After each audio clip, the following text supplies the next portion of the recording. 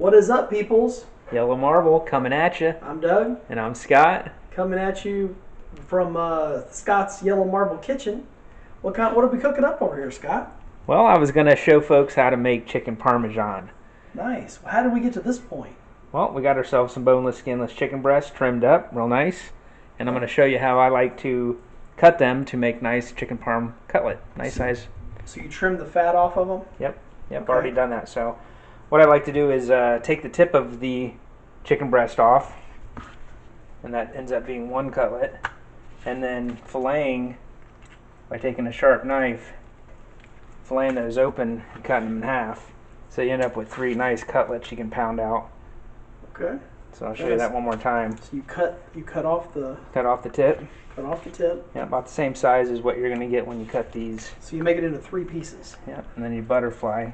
Butterfly off to the side. Yep. Okay. And you make about 3 equal pieces that way? Yep.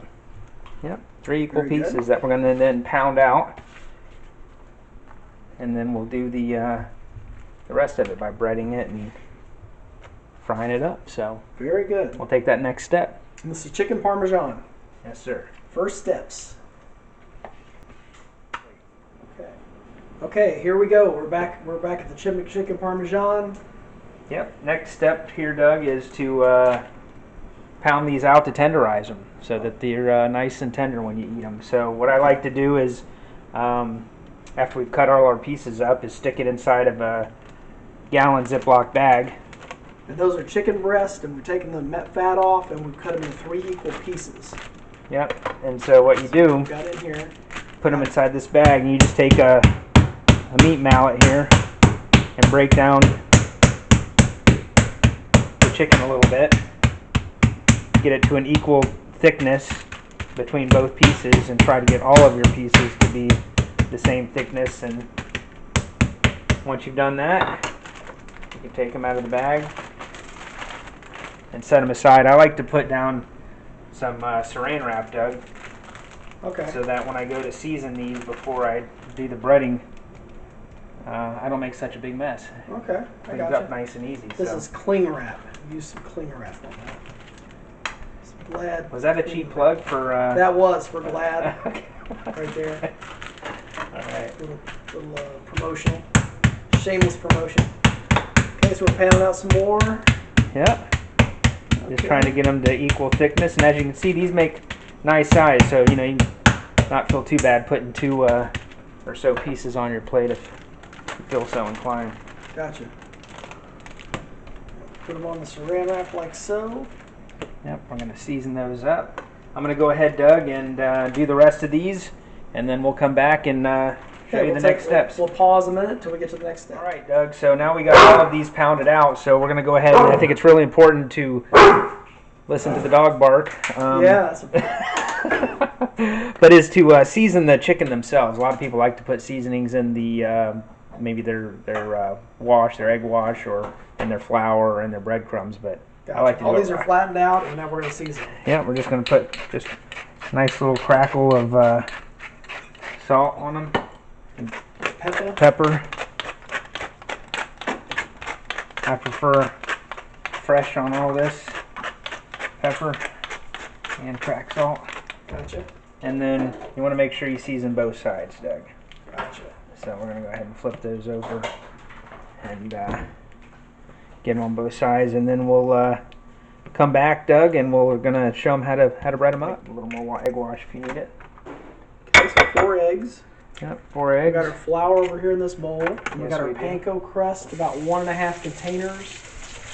This size right here in this bowl, right? 8 ounce. 8 8 ounce. ounce, container.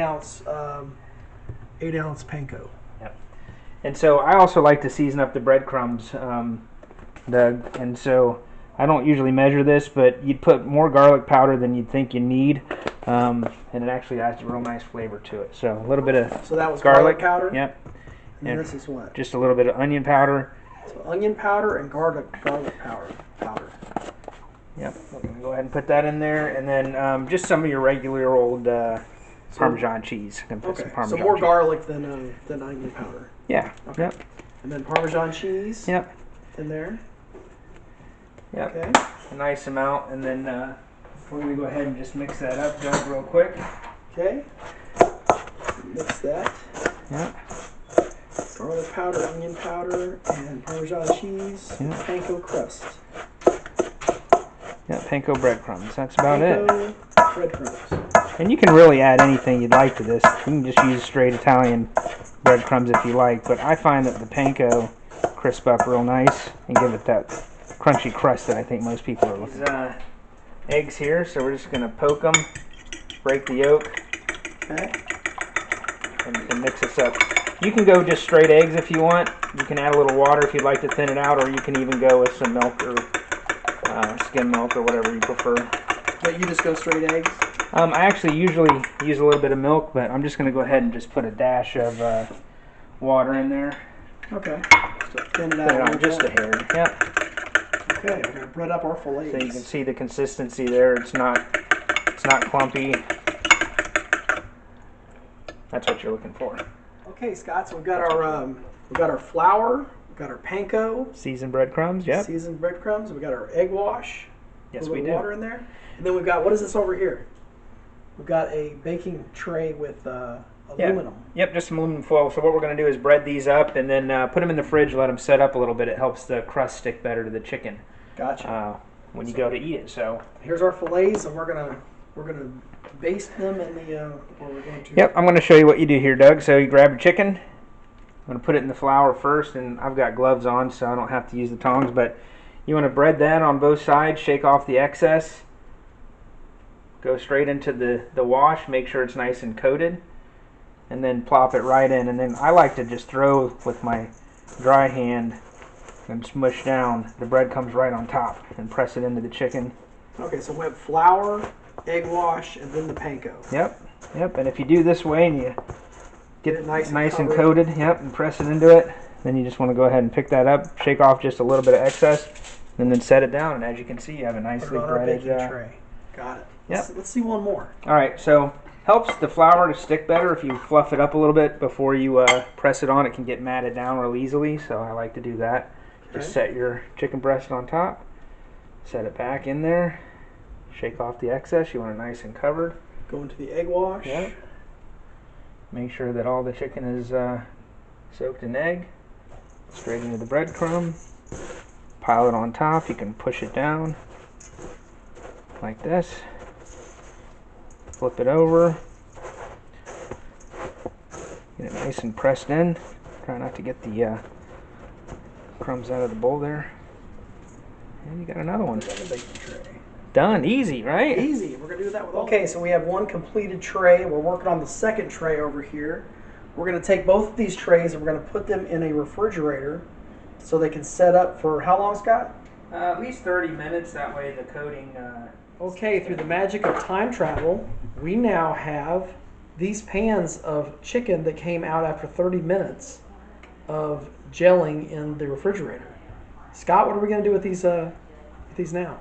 Well, we've had them out for about 10 minutes just to let them get a little closer to room temperature, and now we're ready to fry them. So, what I like to do is get the pans nice and hot. Doug, I prefer some sort of extra light olive oil. Gotcha. In this case, it's Bertolli. And we're going to put enough in the pan, Doug, so when we put the chicken in, it's about halfway up the chicken. Why do we have two pans? Because I'm making a lot of chicken. All right, so the pan's getting nice and hot, so I'm just going to go ahead and pour a nice layer. What kind of temperature do we want on this? I like to get it between 350 and 375, and some people may ask, how do you know?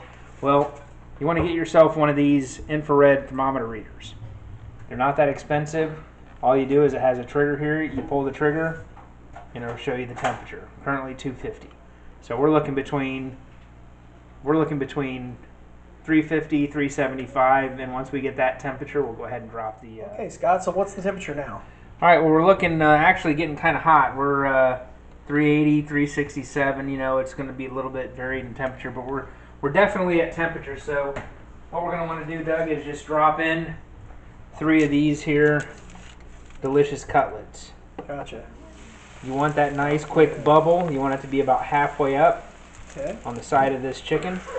We're going to go ahead and drop this in, Doug, and we're looking for about 3 minutes aside at the thickness that we have. So we're going to let those fry up. We got 2 pans here. They're both up to temperature. So we'll drop in another batch. 3 minutes per side. Yep. Alright, so in 3 minutes, those should be nice and golden brown on one side, and we'll flip them over and do another 3 minutes. Alright, Doug, so these have been going about 3 minutes on the first side. You want to make sure once your oil comes up to temperature that you turn it down to about medium heat. I have mine sitting at about 5. It goes from low to high, you know, goes up in increments 2, 4, 6, 8, right in the middle. Okay, so if it's a 10, you know, put it down to about 5. Yep, you don't want to keep the oil too hot, you know, heat it up however quick as you want, but you got to come down a little bit cooler temperature. So what you're looking for is a nice golden brown on that first side, and then we're just going to go ahead and flip these over. As you can see, got a real nice color on that. So that was pretty good. It's important when you go ahead, I've got this rack set up over here. You want to make sure that you don't put these cooked chicken breasts with the hot grease into a flat pan, whether it's paper towels or aluminum foil or whatever, because it'll get soggy. That grease will soak into those breadcrumbs. So this allows it to drain. It allows it to drain, and it'll be much crispier. Got it. So we got aluminum foil under here as the catch, and we got this metal grill. All right, look, we got a nice simmer on both sides. Okay. We're going to go ahead and pull these out carefully. Nice and hot. Putting them on. Got a nice color on all of these. And Doug, we got more to cook, so what we're going to do is we're going to fry up the rest of these guys, and we'll come back and show them the next steps after we fry the rest of them. Got it.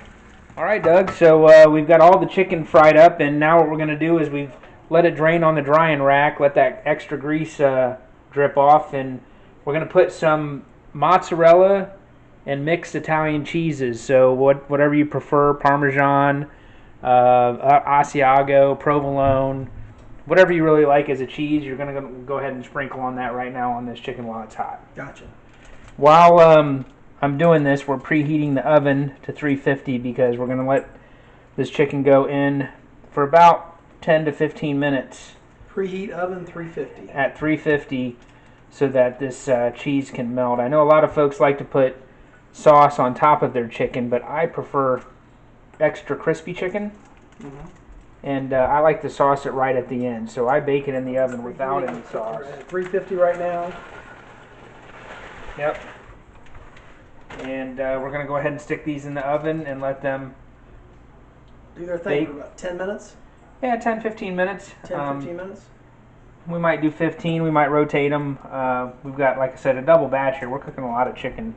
Normally, you'd probably only make about half this much. So. Right. Like 2 or 3 people could just have one tray. Right? Exactly. All right, Doug, let's put these in the oven, my friend. In the oven we go.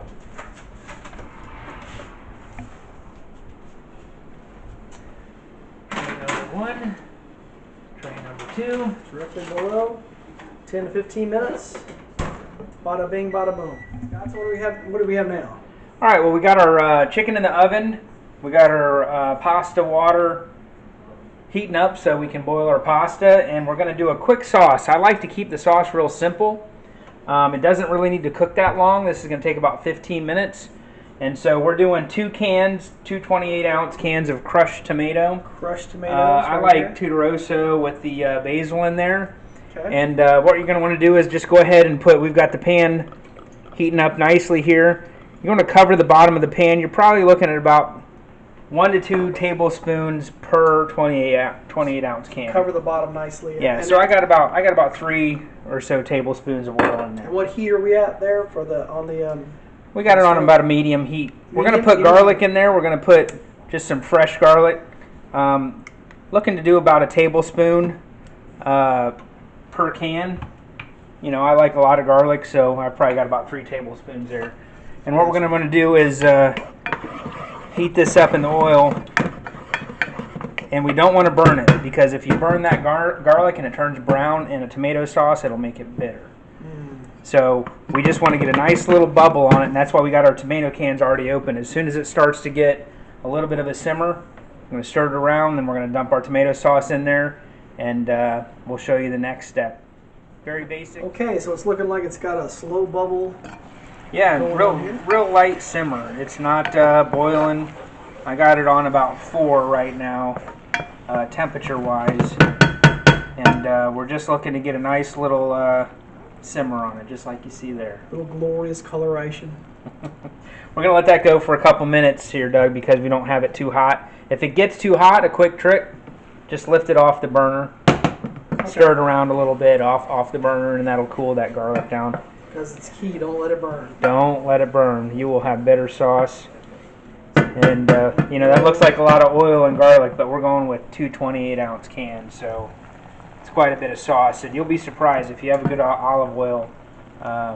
It really does add some nice flavor to the sauce. Alright, so we're going to let this go probably for just another minute.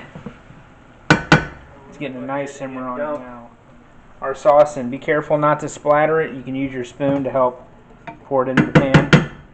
Make sure you get all of your sauce out. And can number 2.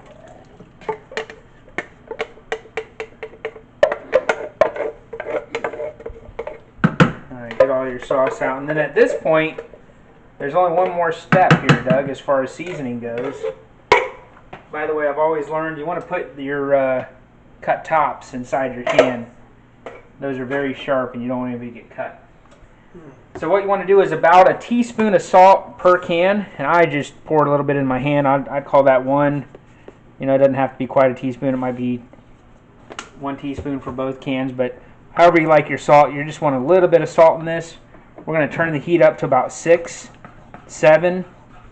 Stir in that garlic and oil, and we're going to want this to boil a little bit. Not boil, but come to a simmer. You want some bubbles without it splattering everywhere. Gotcha. And we're going to let it simmer for about 10 minutes, and then we're going to turn the heat off.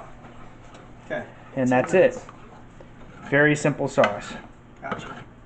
Stir that oil in. We got our water boiling, so I'm going to go ahead and put about 2 tablespoons of salt. You want to season your water for the pasta. Gotcha. But do it only after it comes to a boil. And I know a lot of folks like to have their spaghetti whole so they can twirl it. When I'm cooking it, I prefer to have it broken in half. So I just use the corner of my counter to break it up. Gotcha. I'm going to go ahead and set a timer here. This only takes about 6 minutes. 6 minutes. Dump in our pasta. Yep. We got a lot of people. We're not going to do quite 2 boxes, but about okay. Well, we might do 2 boxes. About 2 boxes. Okay. Might have some extra pasta. Yeah. You're going to want to give this a little swirl. Oops. My bad. I got the kitchen timers while we're on here. 6 minutes. And you're going to want this to cook for 6 minutes. In the meantime, Doug, you can see our sauce is starting to steam a little bit. It's been cooking for about 5-6 minutes. Okay, so a little bit longer on the sauce. Yep, so give it a nice good stir. Make sure that oil and garlic's all incorporated. So they'll pretty much end at the same time if you time it right. Yeah, if you time it right. And you can do any of this in advance. The sauce is, you know, always better. You put it in the fridge, heat it up the next day. It's going to be even better.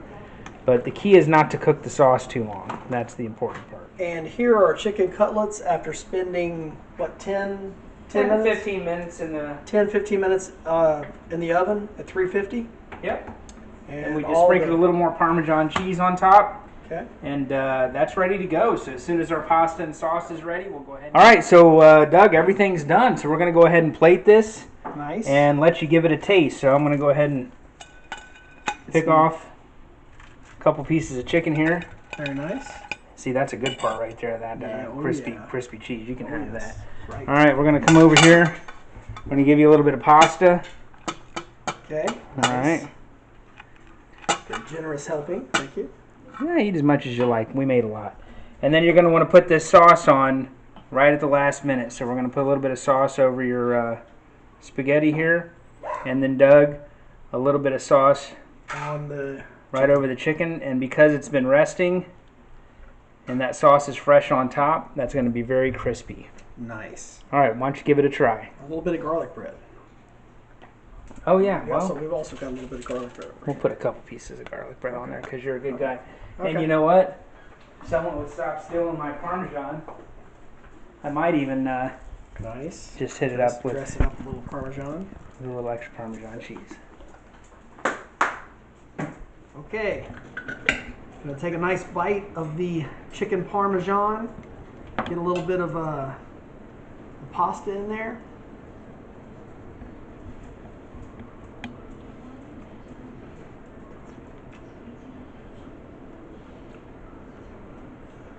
How's that taste, Doug?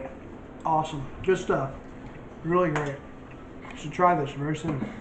All right, well, thanks for watching, everyone. I'm Doug. And I'm Scott, coming at you from the Yellow Marble. We'll see you in the next one.